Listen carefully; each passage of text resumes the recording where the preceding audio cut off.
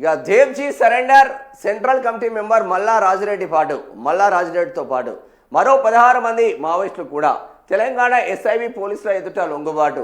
నేడో రేపో అధికారిక ప్రకటన. బడే చొక్కరావు కోసం పోలీసుల వేట. చివరి దశకు వచ్చిన మావోయిస్టు ఉద్యమం చివరి దశకు కూడా వచ్చిన పరిస్థితి మాత్రం ఉంది అని చెప్పుకోవచ్చు. మావోయిస్టు పార్టీకి అతిపెద్ద ఎదురుదెబ్బ తగిలింది. ఆ పార్టీ చీఫ్గా వ్యవహరిస్తున్న జాతీయ ప్రధాన కార్యదర్శి దేవ్జీ ఆలియాస్ తిరుపతి రాష్ట్ర పోలీసులకు లొంగిపోయారు.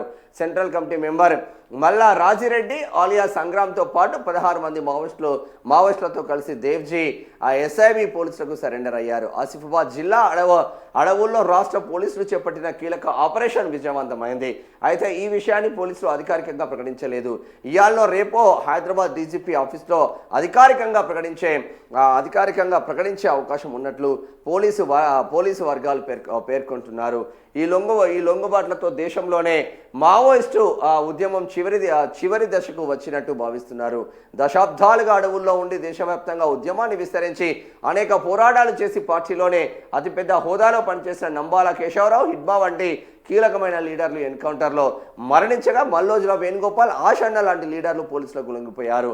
తాజాగా దేవ్జీ సంగ్రామ్ లాంటి లీడర్ల లొంగుబాటుతో మావోయిస్టు ఉద్యమం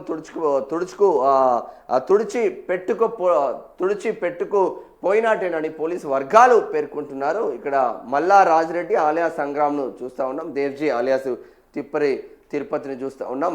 ఆల్రెడీ పోలీసుల అదుపులో వీళ్ళు ఉన్నారు. మరి ఎప్పుడు ఇవాళలో రేపో బయట పడే ఛాన్స్ కూడా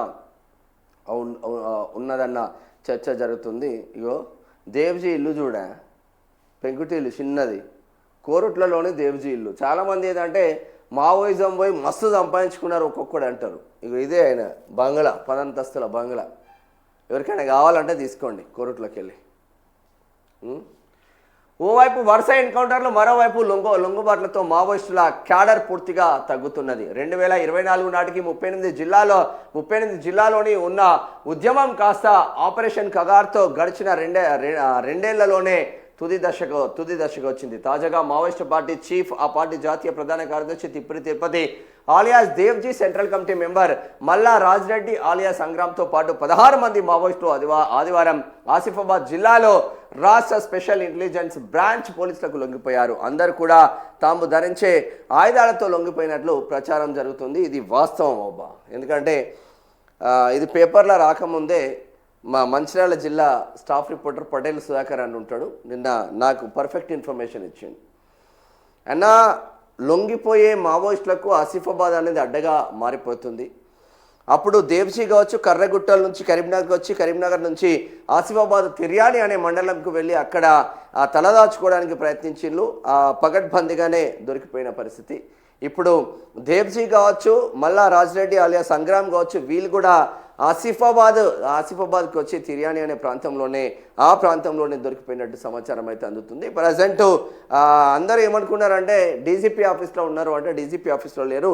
ప్రజెంట్ ఆసిఫాబాద్ పోలీసుల ఎస్పీ ఆధ్వర్యంలో ఉన్నట్టు సమాచారం అవుతుంది. అక్కడ నుంచి డీజీపీ ఆఫీస్కి తీసుకొచ్చి యాస్టిస్ దేవాను ఏ విధంగా చూపెట్టిండో అదే విధంగా ప్రెస్ మీట్ పెట్టి బయట సొసైటీకి అప్పచెప్పే ఆస్కారం మాత్రం కనిపిస్తూ ఉన్నది. తిరుపతి ఆలియాస్ దేవ్జీ దేవ్జీ జగిత్యాల జిల్లా కోరుట్లకు చెందిన దేవ్జీ మావోయిస్టు పార్టీలో చేరి 40 ఏళ్లు దాటింది.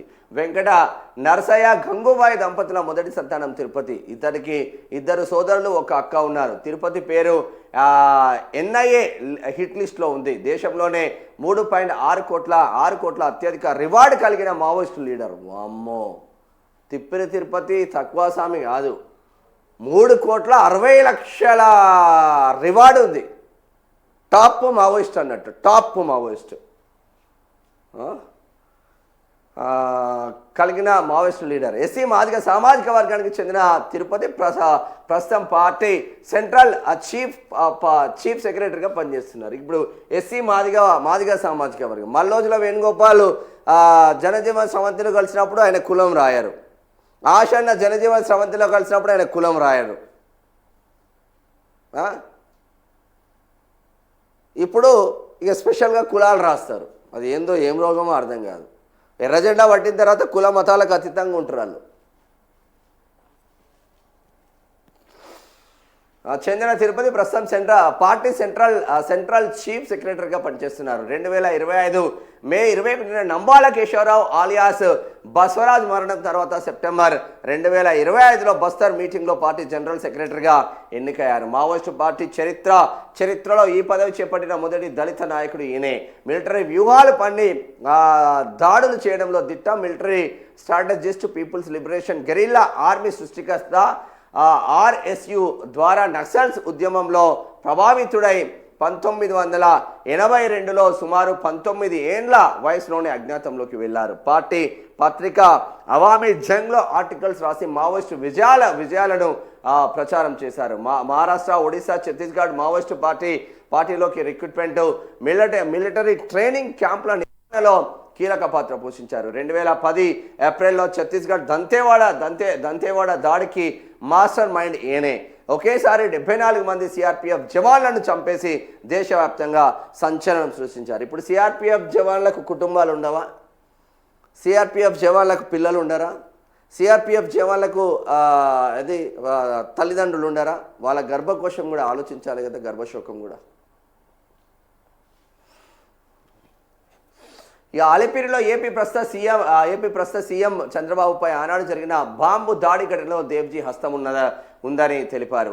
ఆపరేషన్ కగార్ నేపథ్యంలో అగ్ర నేత హిడ్మా ఎన్కౌంటర్ తర్వాత దేవ్జీ తమ్ముడు గంగాధర్ కూతురు సుమ భయాందోళనకు గురై పెదనాన్న లొంగిపోవాలని, క్షేమంగా ఇంటికి రావాలని కోరుతూ కన్నీళ్లతో రాసిన లేఖ అప్పట్లో సోషల్ మీడియాలో వైరల్ అయింది. ఇటీవల జరిగిన పరిణామాలతో దేవ్జీ దండకారణ్యం వదిలి పోలీసు భద్రతా బలగాల ముందు లొంగిపోయారు. మల్లా రాజిరెడ్డి ఆలియాస్ సంగ్రామ్ ఎవరు అనేది పూర్తి స్థాయిలో చూద్దాం. Maoist party central committee member మల్లా రాజిరెడ్డి ఆలియాస్ సంగ్రామ్ది పెద్దపల్లి జిల్లా మంతని మండలం శాస్త్రులపల్లి. పెద్దపల్లి జిల్లా మంతని మండలం శాస్త్రులపల్లి. తల్లిదండ్రులు మల్లా రాధమ్మ వెంకటరెడ్డి కాగా సోదరుడు భీమారెడ్డి. ఈయన 50 ఏళ్ల కిందటే 1975లో మంతని జూనియర్ కాలేజ్లో ఇంటర్ చదువుతూ పీపుల్స్ పార్టీలో చేరారు. ముందుగా ఈ పార్టీకి అనుబంధంగా ఉన్న రాడికల్ స్టూడెంట్స్ యూనియన్ ఆర్ఎస్యులో చురుకుగా పనిచేశారు. మావోయిస్టు పార్టీ తొలితరం నేతలలో ఈయన ఒకరు. పార్టీలో పనిచేస్తున్న సమయంలోనే అక్కడే పరిచయం అయిన రత్తమ్మను వివాహం చేసుకోగా వీరికి కూతురు స్వర్ణలత జన్మించింది. ఆమె ప్రస్తుతం హైదరాబాద్లో ఉంటున్నారు. రాజిరెడ్డి ధర్మపురిలో ఒకసారి, 2007లో కేరళలో మరోసారి అరెస్ట్ అయ్యి జైలు జీవితం గడిపారు. ఆ తర్వాత మళ్ళీ పార్టీలోనే చేరి అజ్ఞాతంలోకి వెళ్ళిపోయారు. ఈయన గత 50 ఏళ్లుగా పార్టీ విస్తరణ కోసం దేశవ్యాప్తంగా వివిధ రాష్ట్రాలు పనిచేశారు. మిలిటరీ యాక్షన్ వ్యూహకర్తగా కూడా వ్యవహరించారు. ఉమ్మడి రాష్ట్రంలో మాజీ స్పీకర్ శ్రీపదరావు హత్యలో ఈయన పాత్ర ఉందని 42 కేసులలో పాల్గొన్నారనే ఆరోపణలు ఉన్నాయి. వివిధ రాష్ట్రాల్లో రాజిరెడ్డిపై కోటికి పైగా రివార్డ్ ఉన్నది. వృద్ధాప్యం కారణంగా ఆసిఫాబాద్ జిల్లాలో పోలీసులకు లొంగిపోయారని సమాచారం అందుతా ఉంది. 2025లో భారీగా తగిలిన ఎదురుదెబ్బలు. మావోయిస్టులకు 2025లో గట్టి ఎదురుదెబ్బలు తగిలాయి. మే నెలలో నారాయణపూర్, బీజాపూర్, దంతేవాడ జిల్లాల సరిహద్దుల్లో ఉన్న అడవుల్లో భద్రతా దళాలతో జరిగిన భారీ ఎన్కౌంటర్లో మావోయిస్టు అగ్రనేత, కేంద్ర ప్రధాన కార్యదర్శి నంబల్ల కేశవరావు సహా 27 మంది మావోయిస్టులు మృతి చెందారు. నవంబర్ 18న ఆంధ్రాలోని మారేడుమిల్లులో జరిగిన ఎన్కౌంటర్లో PLGA operation battalion chief Madvi Hidma హతమయ్యారు. హిడ్మా భార్యతో పాటు మరో 3 మావోయిస్టులు ఎన్కౌంటర్లు చనిపోయారు. వివిధ రాష్ట్రాలలో 450 మందికి పైగా మావోయిస్టులు ఎన్కౌంటర్లు చనిపోతే 5 సెంట్రల్ కమిటీ, 3 స్టేట్ కమిటీ మెంబర్లతో సహా 820 మంది మావోలు లొంగిపోయారు. ఆపరేషన్ గ్రీన్ హంట్ స్టార్ట్ చేసిన తర్వాత మావోయిస్టు పార్టీని తుది ముట్టడించాలనే లక్ష్యంతో కేంద్ర ప్రభుత్వం భారీగా నిధులు ఖర్చు చేస్తున్నది. భద్రతా ఖర్చులు ఎస్ఆర్ఏకి స్కీమ్ కింద 3260 కోట్లు, కేంద్ర ప్రత్యేక సహాయం స్కీమ్ కింద 3563 కోట్లు, ప్రత్యేక మౌలిక వసతుల పథకం కింద 1741 కోట్లు ఖర్చు చేసింది. 3000, 6000, 7000, దాదాపు 8000 కోట్లు మావోయిస్టుల కోసమే ఖర్చు పెట్టిందా? 8000 కోట్లు. చివరి దశకు వచ్చిన మావోయిస్టు ఉద్యమం 1967లో పశ్చిమ బెంగాల్లోని నక్సల్స్ బరిలో మొదలైన నక్సలిజం ఆ తర్వాత దేశమంతటా వ్యాపించి ఇప్పుడు 6 దశాబ్దాల తర్వాత చివరి దశకు వచ్చింది. దశాబ్దాల పోరాటంలో నక్సలిజం అనేక రూపాలుగా మారి ఆ చివరికి మావోయిస్టు పేరుతో స్థిరపడింది. అనేక రాష్ట్రాలలో విస్తరించి దండకారణ్యంలో కేంద్ర రాష్ట్ర ప్రభుత్వాలకు సమానంగా